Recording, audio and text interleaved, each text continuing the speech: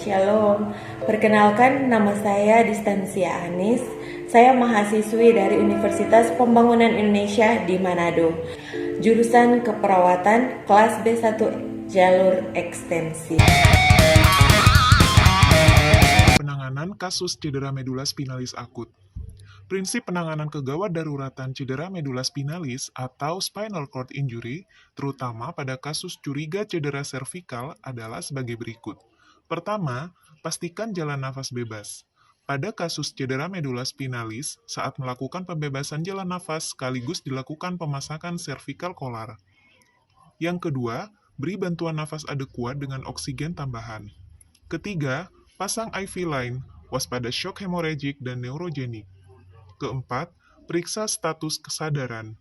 Kelima, buka pakaian untuk melakukan penilaian keseluruhan tubuh.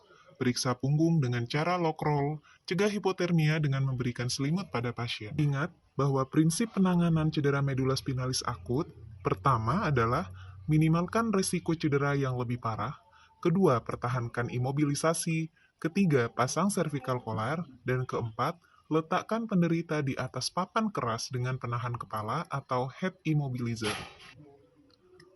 Pada manajemen jalan napas pasien dengan cedera servikal bagian atas, ketidakmampuan bernafas disebabkan oleh paralisis otot diafragma. Sedangkan pada manajemen jalan nafas pasien dengan cedera servikal bagian bawah, ketidakmampuan bernafas disebabkan oleh paralisis otot aksesoris pernafasan. Jika diperlukan, lakukan intubasi untuk mempertahankan ventilasi dan perfusi. Kapan pasien dilakukan imobilisasi, hingga tulang belakang telah dipastikan tidak ada cedera dengan 3 kriteria. Pertama, tidak ada nyeri pada tulang belakang. Kedua, tidak terdapat defisit neurologis. Ketiga, hasil pemeriksaan radiologi normal. Jika terdapat cedera kepala atau bingung, atau keluhan nyeri tulang belakang, maka asumsikan ada cedera spinal, hingga terdapat bukti yang memastikan tidak ada cedera spinal. Hal lain yang penting pada penanganan cedera medula spinalis adalah waspada shock neurogenik.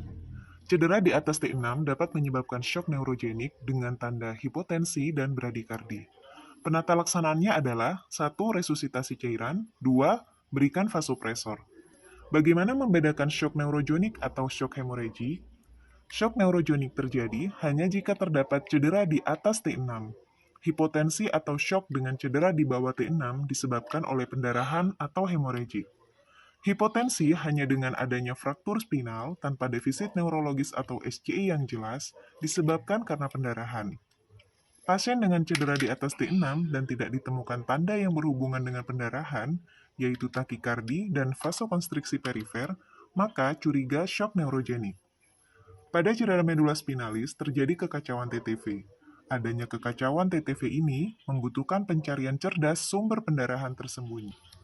Pada kasus cedera medula spinalis juga diberikan terapi glukokortikoid atau steroid dosis tinggi, yaitu metilprednisolon selama 3 hingga 8 jam awal cedera untuk mengurangi efek sekunder cedera medula spinalis. Terapi ini antara lain berfungsi sebagai antiinflamasi, menekan proses imun, antioksidan, mengurangi nekrosis dan edema, menekan ekspresi gen proinflamasi, dan mencegah apoptosis pada white matter.